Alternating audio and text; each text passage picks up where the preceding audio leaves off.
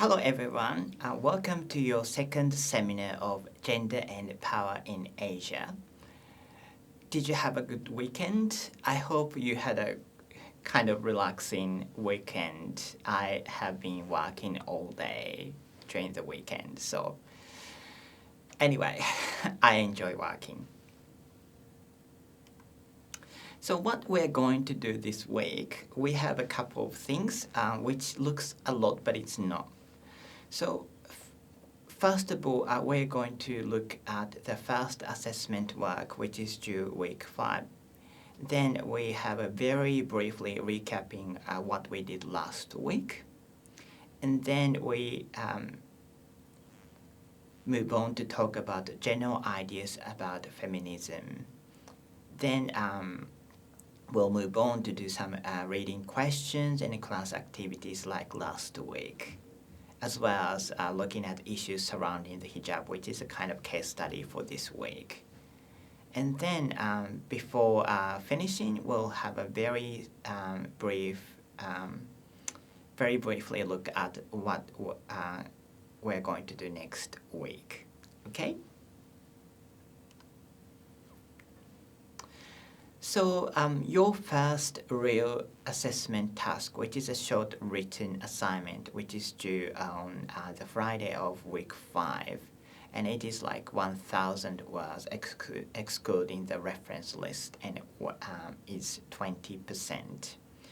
For this assessment task, I want you to write a critical review of the film Shinjuku Boys, including your own references that are relevant to this documentary film. So I want you to find and refer to scholarly work on this influential film and its theme.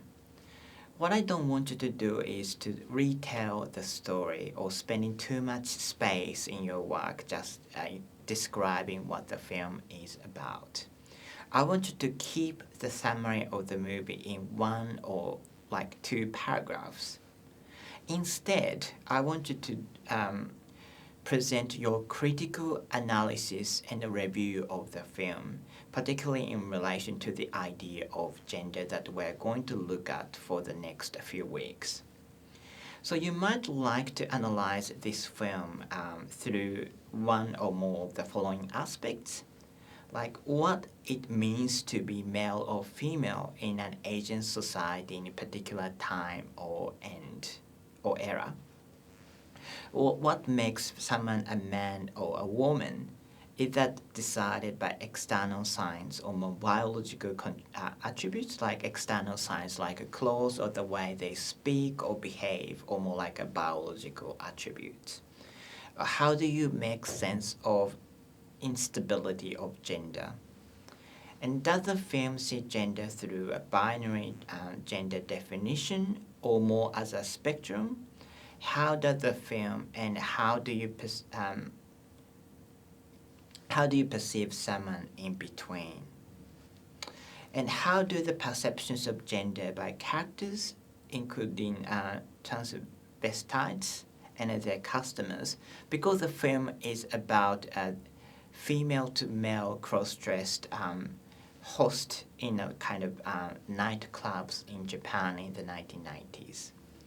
And so you can also look at how these host or female to male cross-dressers and their customers, who are mainly women, differ. And do you see any gender issues in the film that are universal? So although it is this film is about Japan, but you can also look at some aspect of the film and the gender that you can see more universally. Okay? So for this assessment task, I want you to make sure that you read, understand, and comply with the faculty plagiarism notice. So it is totally fine for you to use other people's ideas, and you're actually encouraged to do so to make your work evidence-based. But you must acknowledge where these sources that you cite come from.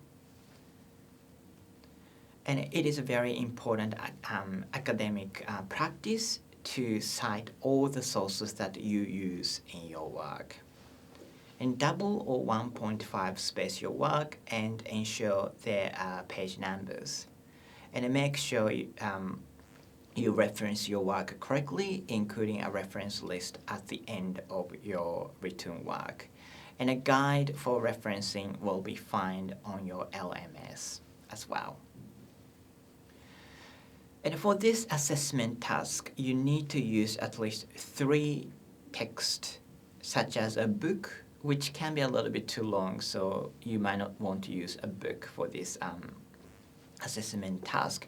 But you can definitely use a book chapter, or an academic article, or a piece of media coverage, or a government website as a reference in your work.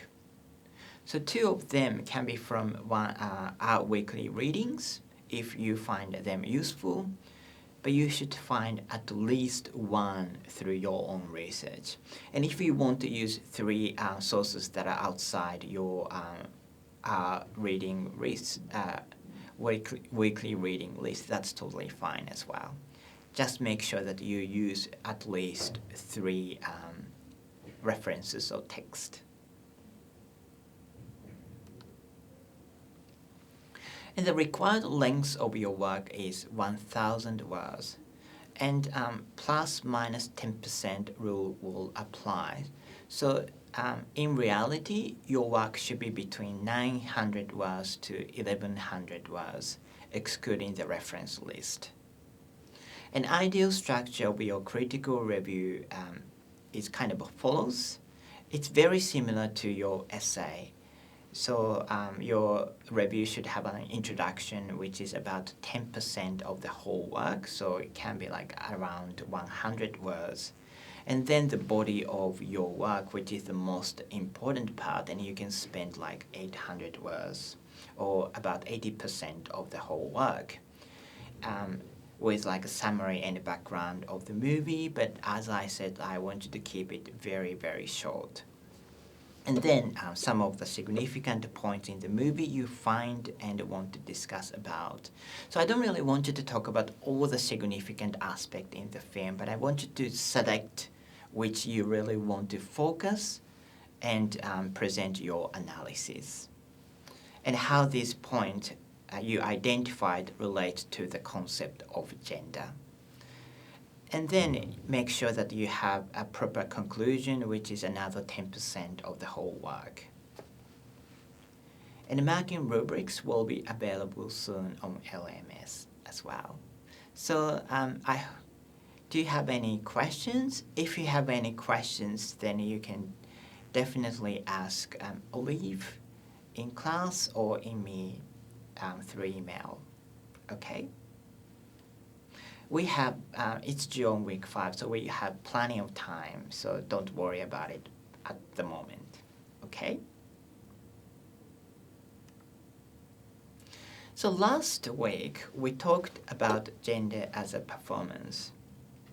We looked at gender as social culture perceptions of behaviors, acts, and bodily performances. Also gender as used to define biological genders, and gender as made popular by feminists and activists challenging gender inequalities. This week, we aim to look at feminism and women's movement in a little more detail, and in particular, how the term feminism, which some have seen as a Western term, can be understood across Asia, and how much examples like the hijab or the Muslim headscarf help some young women in Southeast Asia to form a strong identification with self-expression, empowerment, and individuality. At the same time, it may impose restrictions on other groups of women. Okay, so that's what we're going to do today. So what is feminism?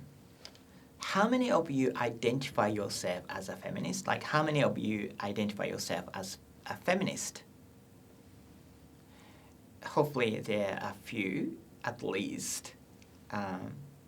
In my other class, there are only 2 people who identified as themselves as feminists. And what are your ideas of feminism? Whether you identify yourself as a feminist or not, I want you to tell us what are your ideas of feminism. For example, like when you hear the word feminism, what do you think about? What comes to mind?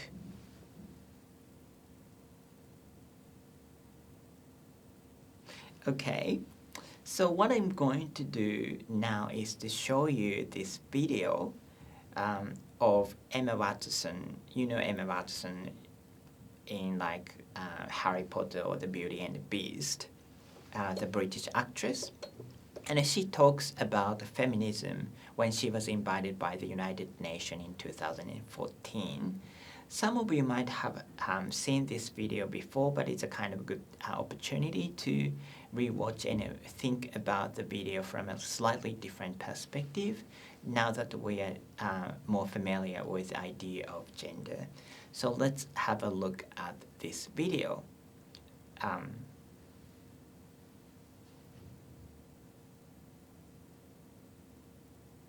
So what did you think about the video? Like, how many of you now, like, did the video change your perception of feminism?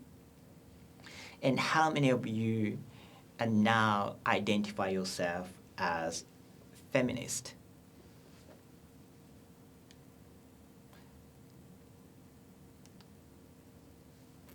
So what are definitions of feminism? So feminism is a movement to seek freedom, equality, and the rights of women. So the term describes political, cultural, and economic movement that aim to establish equal rights and legal protections for women. Over time, feminist activists have campaigned for issues such as women's legal rights, especially in regard to contract, property, and voting, body integrity and autonomy, and abortion and reproductive rights, including contraception and parental care. Protection from domestic violence, sexual harassment, and rape, and workplace rights, including maternity leave and equal pay, and against all forms of discrimination women encounter. So it's pretty kind of diverse that feminism covers. So let's have a look at a very brief history of feminism. So how many of you have heard the name Mary Wollstonecraft, like who she is? She is an English writer, philosopher, and advocate of women's rights. And she is also famous for writing a book called A Vindication of the Rights of Women in 1792, when just after the French Revolution and when the people in Europe were really interested in civil rights and human equalities. But in A Vindication of the Rights of Women, Wollstonecraft argued that women are not naturally inferior to men, but appear to be only because they lack education. So even when in Europe people were really interested in this like human rights and human equality, women were still perceived rather as a kind of second-class citizen to men. And it was partly because of this strong idea that women lacks logic. So women were perceived as very emotional and they couldn't think logically, whereas men were perceived as more kind of logical being. And that kind of made a difference. And Wollstonecraft was saying that it's not because of the natural difference between men and women, but because of the degree of education that they had an access to. So men had like obviously wide opportunity to access to an education, whereas women are almost like denied the same degree of education. And Wollstonecraft believed that if women had the same amount of education as men, then that would change. And Wollstonecraft also articulated a fundamental idea of contemporary feminism, that women should be financially independent from men to achieve true equality.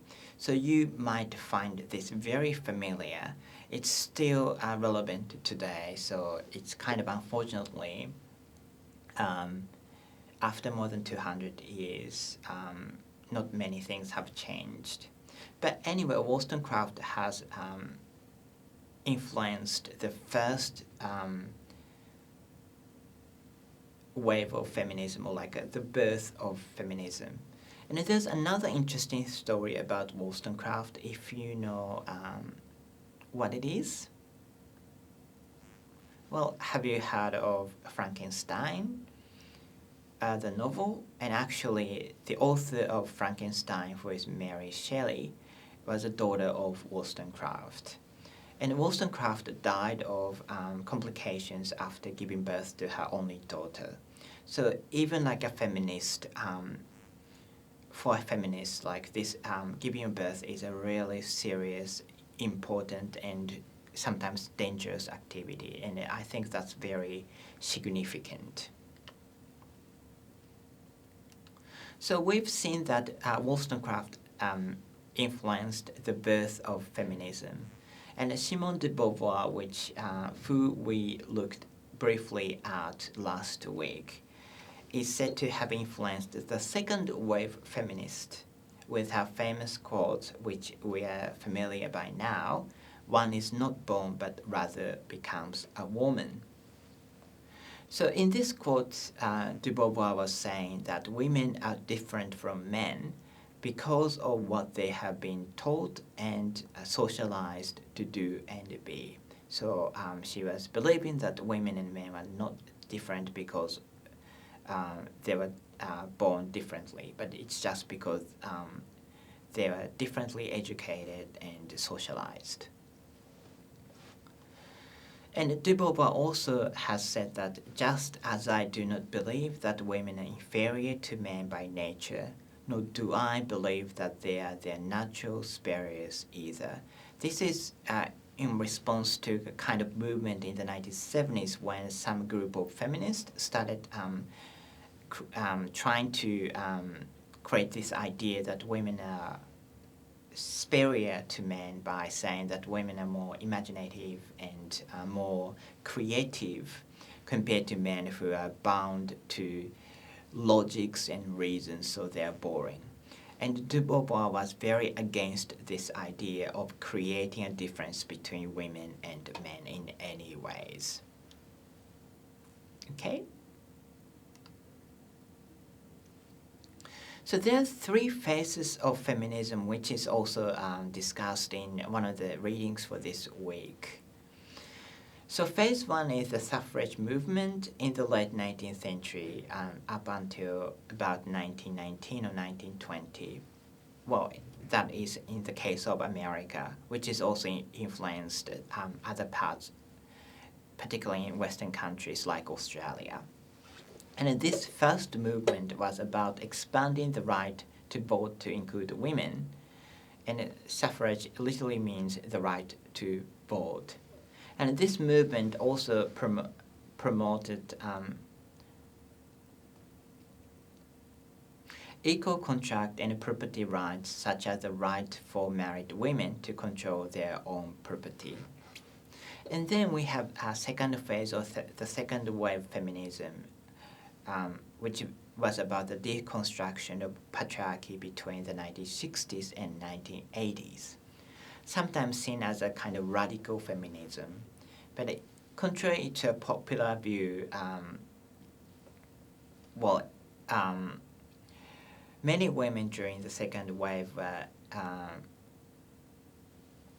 part of the Black civil rights movement, anti-Vietnam movement, and Chicano rights movement and Asian American civil rights movement and gay and lesbian movement and many other groups fighting for equality. So there's a kind of like a notorious reputation for the second wave feminism that they only thought about women and like their goal was to make women superior to men, but it's not really. And feminists during this era are more interested in like achieving equality across human beings.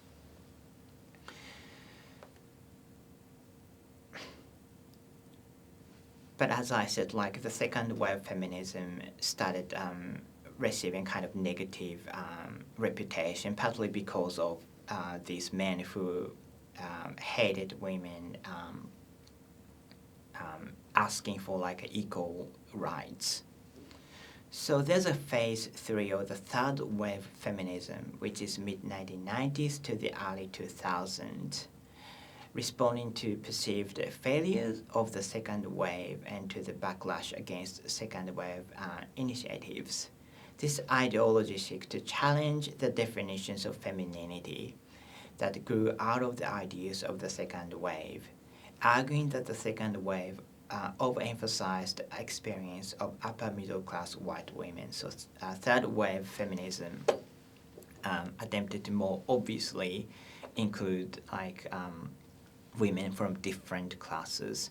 And also third wave feminism was set to embrace the idea of femininity in a more positive way. So the second wave feminism was often seen as rejecting this traditional conventional idea of femininity, whereas like the third wave feminism embraced like being kind of conventionally looking feminine, so they don't mind wearing makeup or like having a nice hair and like wearing like dresses, but they also separate that from seeking for human equalities between men and women and across other human beings as well.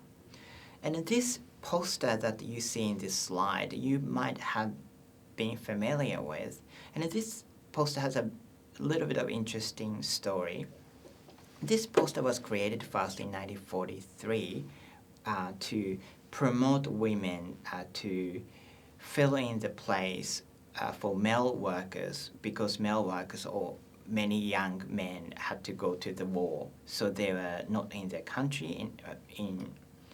And so women are encouraged to fill in their positions while men were out fighting.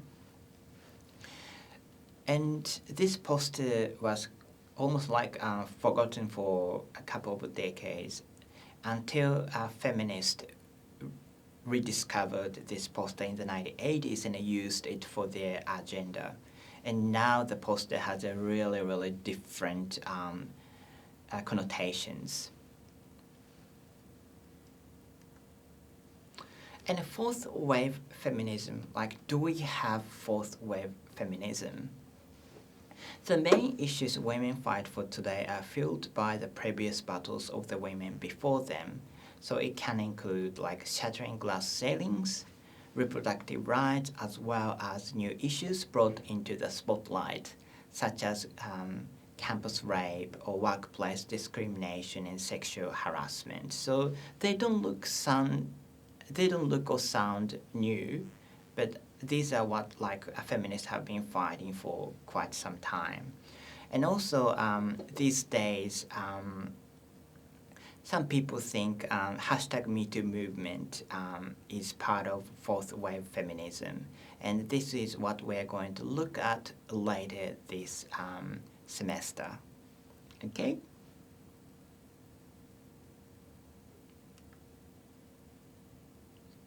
So we've looked at feminism in Anglo-Western and Australian context. So how about in Asia?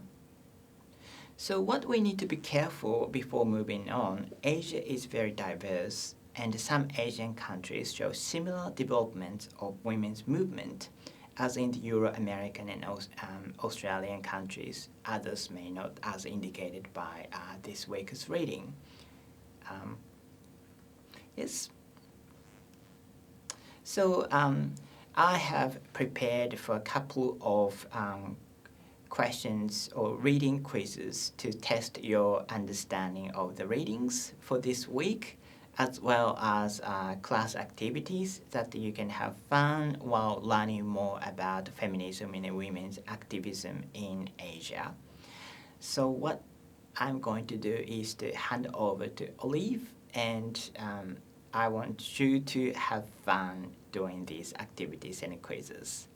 And I'll come back at the end of today's seminar to talk a little bit about what we're going to do next week. So have fun and see you soon. Again, I'm forwarding these slides.